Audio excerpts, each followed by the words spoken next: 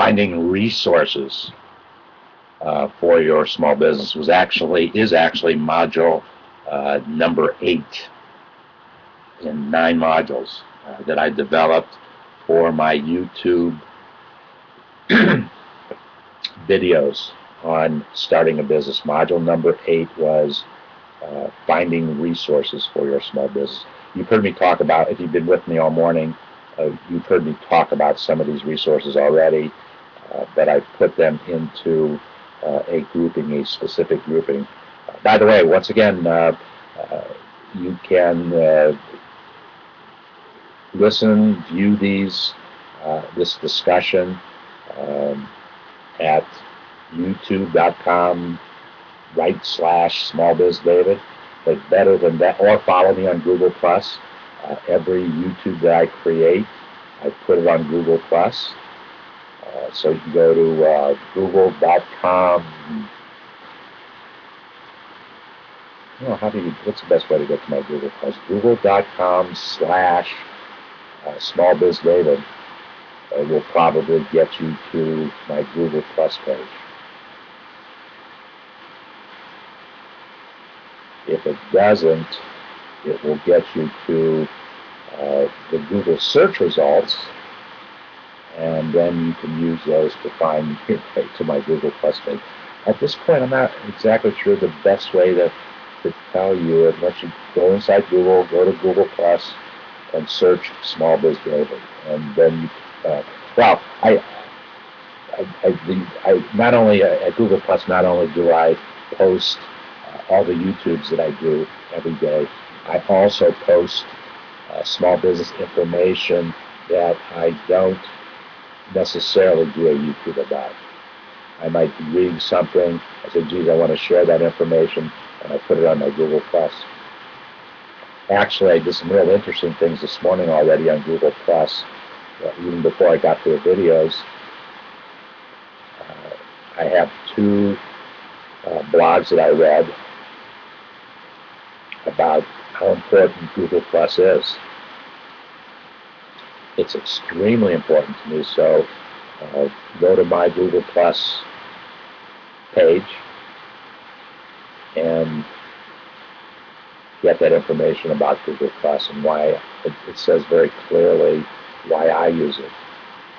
And you should be using it also. It's part of the formula for building your business. But you can always go to the community. Actually, once you become a registered member of the community, the next time that you log in, you're automatically taken to the community bulletin board. On the community bulletin board, every day I post the new YouTube videos that I have done. That's the best place to view the YouTubes, is in the community, because that will tie you in right away to something else that's going on in the community. So that's the best place. Register, davidsbarter.com.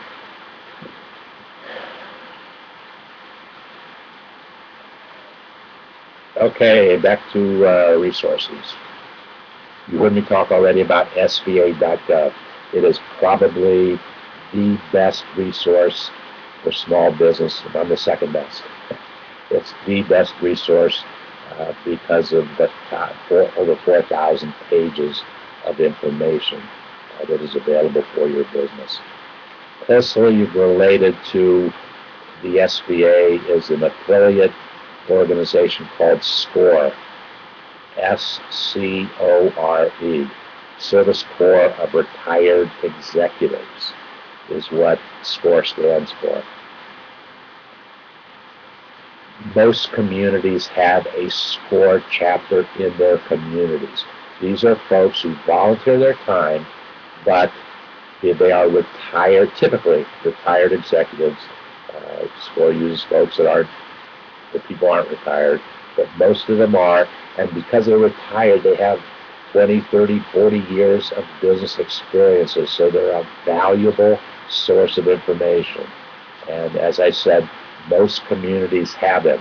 If you want to find out if yours does, Google or go to SCORE, SCORE.org, and then it'll ask you for your zip code.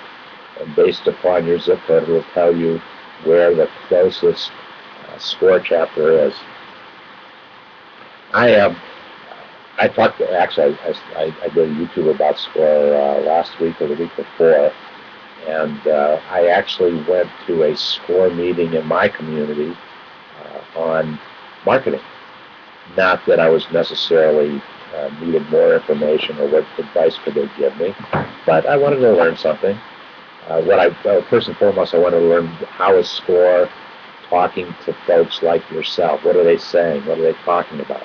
That was one thing I wanted to do. But it just so happens this one on marketing, the woman was an outstanding presenter. She talked about web development, and whereas what she was talking about wasn't necessarily directly related to what I'm doing, conceptually it was. So I had an opportunity to ask her some questions. She does all of her development work in WordPress. And we developed the community originally on WordPress, but probably 6 or 7 months ago, Curtis decided that he wanted to go from WordPress to Drupal. So Drupal. WordPress is very, very strong on the front end of your site, but doesn't have all the back end tools that are needed. So Drupal provided an entryway from the back door of the community for the developer, for Curtis, as well as the front door, and that's why he chose Drupal. But that's what I learned. I learned why this woman's bias was for WordPress, and I said to her, I'm using Drupal. Is that a good thing or a bad thing? I just wanted her opinion on it, and she said, she made a comment that wasn't necessarily accurate, as a matter of fact, and I questioned Curtis on it when I came home from that SCORE meeting, and he told me, well, that's a statement that she could make, obviously, but she doesn't understand Drupal and probably has never used it very much for that statement. Anyways, SCORE is a great resource. Go to score.org, put your zip code in, and see if you have a chapter in your community. I've already talked about irs.gov. Equally as important with the information that you can get as the sba.gov site. If you ever have a question about anything that you're doing in your business and how significant it is in reporting it to the IRS, go to that website, irs.gov, and see what their guidelines are. See what they say about it. It's very, very clear. And as I said in the segment on in the module on Money Matters, barter, getting information on bartering is probably the best information you're going to get. Not probably, it is the best information you're going to get at the irs.gov website. Get that information, use barter in your small business. I've done it. I actually did my first barter agreement, deal in 1973. I was in the publishing business at the time, and I needed some sound equipment. Personally, I needed some sound equipment for myself. We call it sound equipment in those days. I don't know what they're calling it now. I had these big old speakers that were about 3 feet high, 2 of them. I don't think they have those anymore. They're all little speakers. But I found a retailer in my community, and I went to him and said, I need some sound equipment, and I would like to barter for that, and in return for that, I will give you a free ad of equal value in my publication. Well, he actually thought about it for 30 seconds and said, I want to reach your market. Your readers, your subscribers are an important target for my business. So we traded. I got $375 of sound equipment that I took home with me that day. He got about $2,000 of advertising. We became very good friends in the experience, and I continued doing some things with him because his retail ad, and that's one of the things that he had to do. He had to do a strong retail campaign so he could measure for himself that people saw their ad in my publication and were responding to something that had a price on it. So they would come into his store and ask to see that equipment. That was the test that we were doing. That was the barter arrangement we had. It worked extremely well for both of them. It worked better for him. He got more than the $375 of sound equipment, but I got great information. And we actually, 40 years after we did that deal, almost 40 years after we did it, it was 40 years after we did it, Mark and I ran into each other after all those years, and we talked about it and smiled and laughed and said how important it was for each of our businesses. What were we doing? We were collaborating. And I say that because small business collaboration is key today when you are starting a business. Businesses collaborate with one another. They help one another. They barter with one another, which is a form of collaboration. When you collaborate with another small business, you are helping each of yourselves in your business, but together you're creating a new business idea, business entity, business opportunity in working together, because you would collaborate with somebody who does something different than you do, does something better than you do. It doesn't matter. That's why you collaborate. And so the mindset of small business collaboration is key to starting a business today. That's the spirit that we'll have in the community. And David's bar, that spirit that we do have, that you will find other businesses through keyword search. You'll find other entrepreneurs like yourself who want to collaborate, who want to work together to help each other and to grow together as another business opportunity. Another resource. Oh, and I didn't really say why I talked about resources. I think if I had to define one thing that all the small businesses, the thousands of small businesses that I've interacted with over the years, that they haven't done a good job with, the single biggest thing would be finding resources to make your business run more efficiently, run better than it does. Small businesses are so engaged and enamored with doing business and worrying how you're going to pay today's bill, that we don't spend enough time to get away from our business, to get out of our business, and find resources that will help make our businesses run better, run more efficiently.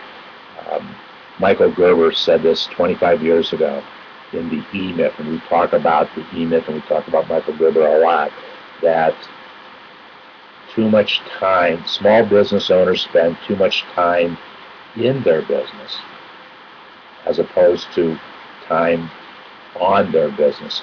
When they're able to step away from their business to grow that business, to create some new ideas, to find resources.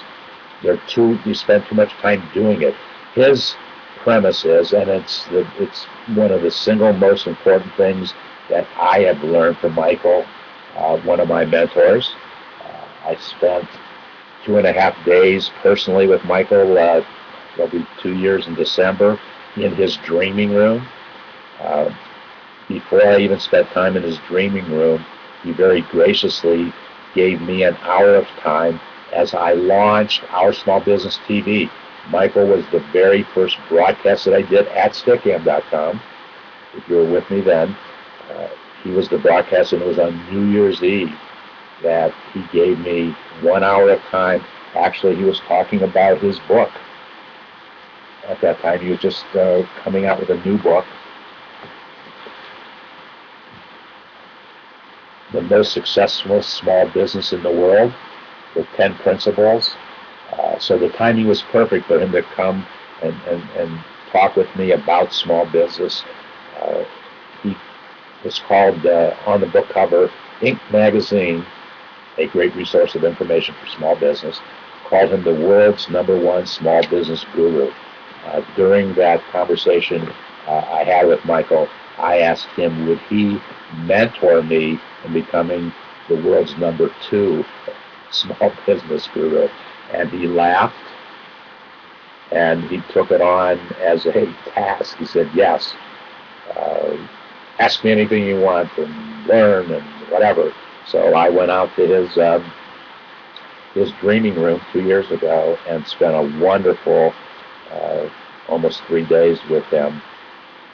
There were other people. There wasn't just myself. There were actually probably 45 other people in the dreaming room. But it gave me an opportunity to share a lot of business ideas. But Michael says that, and he said it first, a lot of people copied him and said it in different ways, but he was the first one to say it, that we need to be able to step away from our businesses, from the day-to-day activity, and instead of working in the business, work on the business. And the way we do that, here's the point, here's the lesson, you have to create a system. You have to create a process that makes your business run so that you can step away from it and the business is still going to run because of the system you have in place, because of the process you have in place. He learned that himself. And he tells this story when he walked into a McDonald's restaurant. I don't know that he necessarily walked in for a hamburger, but he wanted to walk in to see what it was that Ray Kroc had established as a system. Why was McDonald's able to redo that system, recreate that system thousands of times? I don't know how many restaurants there are. There must be 10,000 McDonald's restaurants or more. By the way, if you're ever in Rome or in Italy, not just Rome, visit McDonald's in Italy. I did twice while I was there, and it will be a McDonald's experience like you have never had before, that I promise you. Anyway, he wanted to study Ray Kroc's concept of developing a system, a process. When you go into a McDonald's restaurant in the United States, not in Italy, it's a different story in Italy, but when you go into a McDonald's restaurant in the United States, the hamburger is going to taste the same. The way it is served is going to be the same. That's the process that was developed. That's what allowed Ray Kroc to build his business from a single unit, from a single store, to multiple stores, because he had that process in place. And to his benefit, he was able to sell that to other folks in the form of a franchise. People bought into his business concept and gave him $1 million for sure. For sure today, a McDonald's restaurant, if you're able to get one, if you're able to open a franchise, has to cost at least $1 million. That allowed him to grow the business and to sell more hamburgers and to make more money for himself. But in order for him to do that, he had to create a process and a system, which he defined in a franchise agreement, so that when you buy a McDonald's franchise, or any franchise for that matter, you have to, along with it, you have to have this agreement that tells you how to run the business, how to use that system, how to use that process. We talk about that. We've talked about it many times. I'm sure we'll talk about it in the future. Is franchise a good business decision for yourself when you're starting a business? The answer is maybe. It's not a definite yes. And why do I say maybe? If you buy into a franchise, you are buying a proven business concept. And for that reason, it's a good idea. It's proven, it's worked, but you're paying somebody else for their idea. You're giving them your franchise fee. They are the franchisor, you are the franchisee. Now, that concept of doing business is not a good decision for everybody. I would not be a good franchisee because I would look at what was going on and I would try to put my spin on what was going on. And you're not allowed to do that when you have a franchise agreement. You have to do it exactly how that agreement specifies that you must do it. So I would not be a good candidate for buying a franchise. In the last 5 or 6 or 7 years that I've been doing whatever it is that I'm doing, many people have asked me, why don't you franchise what you're doing? And I do not want to franchise what I am doing because, most importantly, I'd have to have a 500-page document that I'd have to create. I'd have to spend money on creating. I'd have to go to an attorney to create that for me. And then I would have to live and die by that franchise agreement, and that's not something I want to do. Rather, I have taken the approach that I want to share with you the social marketing and social network technology that we have developed. Rather than sell it to you in the form of a franchise, I want to share that with you, and you'll pay a subscription for it. But remember, for the next 92 days, you'll be able to use our social marketing, social network technology. If you're an entrepreneur who wants to start a business, you'll be able to use our technology for the next 92 days to find out if it can work for you. It definitely works for us. You can find out complimentary if it works for you. And then for the 24 people that have landing pages that it works the best for because they've generated the most cash flow for themselves, they will get complimentary subscriptions for 2013, either a 400-day subscription, a 200-day subscription, or a 100-day subscription. Those are the prizes that the 24 winners will get. If you want more information about that, go to davidsbarter.com/entrepreneurs. We call it the Entrepreneur's Fun Game. Let's wrap up this discussion on resources. A big resource is Mentors of Entrepreneurship. We've talked enough about that. If you go to davidsbarter.com/smallbizdavid, you will find out how important Mentors of Entrepreneurship are to our community. Chamber of Commerce's. Almost every city in the United States has a Chamber of Commerce. It is a good source of information. Do you need to become a member of that chamber? Maybe. It's certainly, chambers are very, very helpful. I don't formally belong to the Cincinnati Chamber today because I'm out in cyberspace. I would belong to the Cyberspace Chamber of Commerce, but the Cincinnati Chamber of Commerce is not important to me today as it was 10 years ago. 10 years ago, I was a very active member of my Chamber of Commerce. Not only that, I was chairman of one of the committees inside that chamber. I was chairman of the, what was it called? The Breakfast Seminar. We had half a dozen times a year, we had a breakfast that we had a keynote speaker of that breakfast, and folks came in, as many as 200, 300, 400 people came to those events. I was chairman of it for 1 year. In that year, I did a lot of networking. I met a lot of folks. A lot of them, I have their business cards. That's what we're going to be mailing to. So Chamber of Commerce can be a place for you to go, to network, to meet people. depending upon where you are in your business. Uh, I'm trying to remember what my membership costs. I'm sure it was at least $100, maybe more. But it was important for me at that stage of my life, so I belonged to it. Small business development centers. Not all communities have them.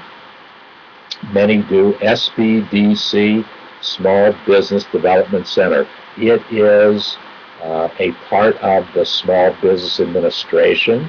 So if you go to sba.gov and you search for Small Business Development Center, or even you can use the letters SBDC to find out if there's one in your community or close to you. I highly recommend that. And if there is one, see how you can become involved in that Small Business Development Center. There's members in there. There's always seminars going on inside of small business development centers. It can be very, very significant for you as you start your business. Not can be, will be. Google search. I can't stress the importance of Google search. All you need to do is search. Go to Google after we're done. Go to Google and search David's Barter or Small Biz David in quotation marks, and you'll see how important Google search is to myself, to Small Biz David, and to the community. There is a wonderful website, USA, not too hard to remember, .gov. Very, very similar to SBA.gov, but it's got some additional resources, additional information. USA.gov. Closely related to USA.gov is BusinessUSA.gov, another website sponsored by the government. Great information. And there's a third one called PublicationsUSA.gov. All three of those sites, they're different. They all have fantastic resources for you to explore. We're not going to talk a lot about it. Consumer Action Handbook. Rather than me talk about that, Google it. Once again, it's a publication by the government, developed by the government with your tax dollars. Use that resource. It's your tax dollars that helps develop that product. And a final resource is the Better Business Bureau. I actually belong to the Better Business Bureau in Cincinnati, Ohio. There's my certificate, my plaque, my membership plaque from the Better Business Bureau.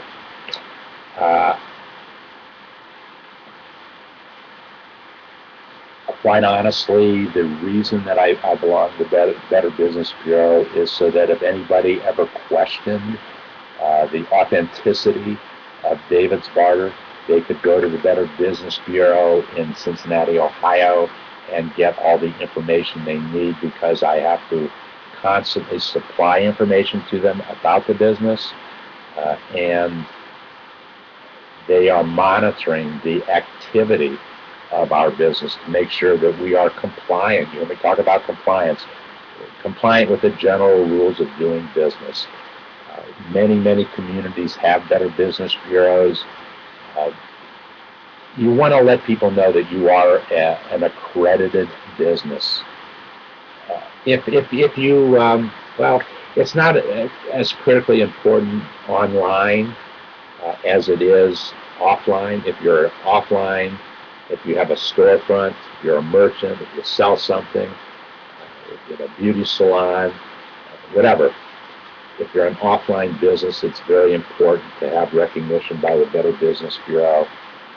They actually are just really starting to do things in the online world, and I've been sharing with my Better Business Bureau things that they need to be doing to be meaningful for online businesses. But in effect, David's Barter community, because we have the designation of being a part of the Better Business Bureau, We want to make sure that everything going on in the community, every landing page in the community, your landing page in the community is compliant with the general guidelines of what we think good business must be. Not needs to be, what good business must be. We're going to end our discussions for today. Thank you for taking time out of your Sunday morning schedule. You have many options on how you can use time. I am honored that you have taken the time to come and share some ideas that we have for business in general, but more specifically for starting a business. And if I'm not covering what you want covered, need covered, join the community,